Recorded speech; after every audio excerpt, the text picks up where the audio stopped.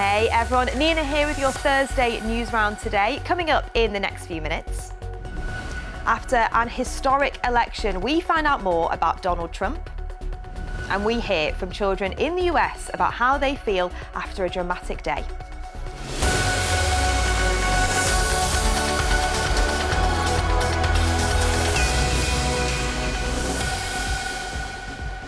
Well, we're starting with the big story from America, as Donald Trump will be the next president of the United States. He won the election yesterday as Americans voted for him over his rival, Kamala Harris. Following the results, Kamala Harris has conceded the election to Donald Trump. This means that she accepts the defeat and agrees that she lost the vote. This is something that Donald Trump refused to do when he lost the last US election in 2020.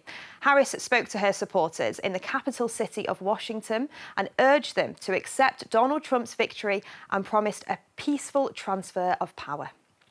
A fundamental principle of American democracy is that when we lose an election, we accept the results.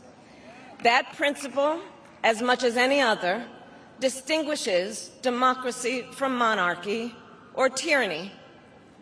And anyone who seeks the public trust must honor it. To the young people who are watching, it is okay to feel sad and disappointed, but please know it's going to be okay. Trump will now become the first president in more than 130 years to return to the job for a second time. He will officially become the 47th president of the United States at a special ceremony called the inauguration, and that will take place in January. Yesterday, he spoke to his supporters about what he will do for the country. This will truly be the golden age of America. That's what we have to have. We're going to help our country heal. We're going to fix our borders. We're going to fix everything about our country. And this is a magnificent victory for the American people that will allow us to make America great again.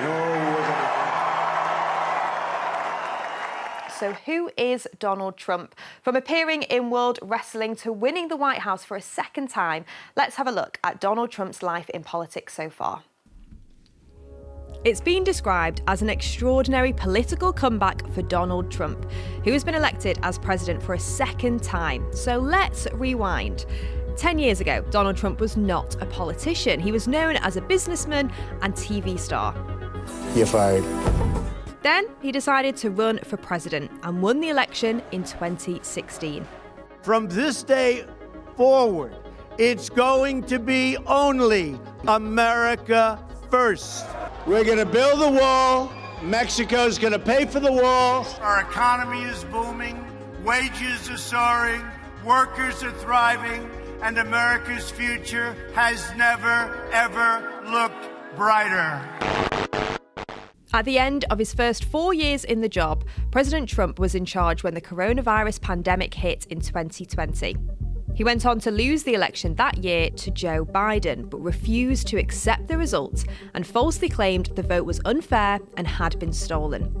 On January 6, 2021, some of Donald Trump's supporters attacked the US Capitol, an important political building in Washington, D.C., where the results of the election were being confirmed. Many blamed Mr. Trump for the violence and said that his words had encouraged the rioting. You'll never take back our country with weakness. You have to show strength and you have to be strong. Donald Trump is also the first former or sitting president to be convicted of a crime, but he still has plenty of support from Republican voters who made him their candidate again for this year's election. Part of his appeal is that he doesn't speak or act like other politicians, and he is known for holding large political events where he talks to supporters. However, it was during one of these events in July this year that he was shot and injured while giving a speech to a crowd in Pennsylvania.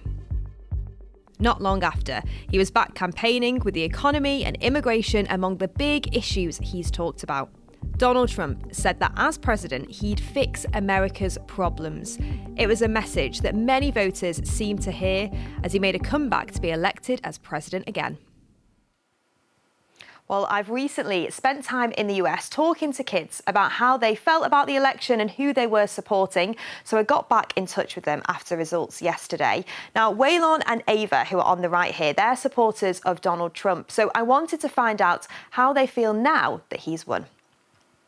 Makes me very happy and excited for what's to come in the future. I feel that people realized who was the best candidate in this election and that he really wants to fix our economy and fix the border crisis, and I think that he's going to unite the whole entire United States of America.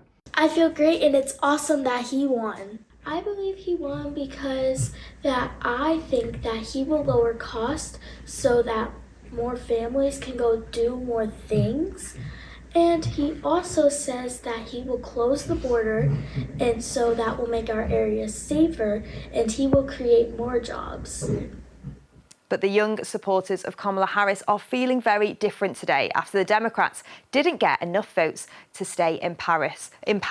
Now, Harris could have been the first woman and the first Black and South Asian woman to become president. So I caught up with some girls who live in the city of Philadelphia to see how they're feeling. I feel like the results was biased because he's Donald Trump. He always just put on the pedestal to be on top, like I said before. How I feel about Trump being president, I feel like he will change America for the greater good. I feel like he will be a very biased president to us women and to us Black people. I feel like everything he said he will actually stand on that. I feel like he will cut taxes for billionaires and not middle class people, because I feel like they work harder than billionaires do. My message to Kamala Harris would be, she came this far, so I don't think she should stop now. She should keep fighting. Now, the US president is a very important job, so many world leaders have been congratulating Donald Trump on his victory. Sir Keir Starmer, the UK Prime Minister, phoned him to say he looks forward to working with him. The new president doesn't just affect things in the US. Whoever is in charge will have relationships around the world. Ukraine's President Volodymyr Zelensky, Israel's Prime Minister Benjamin Netanyahu, and French President Emmanuel Macron all congratulated Trump too.